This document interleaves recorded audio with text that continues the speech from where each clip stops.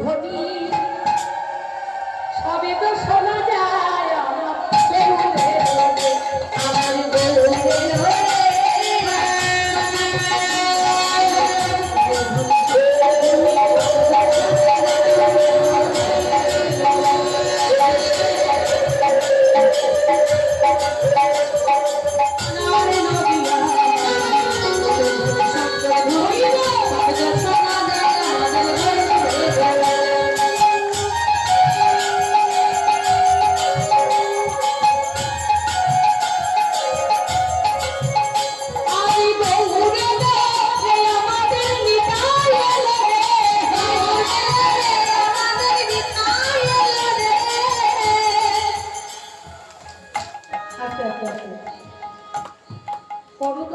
তুমি ভালোই হচ্ছিল, তারপরে কিন্তু আস্তে আস্তে আস্তে আস্তে যার যেখানে হাত ছিল চলে গেছে।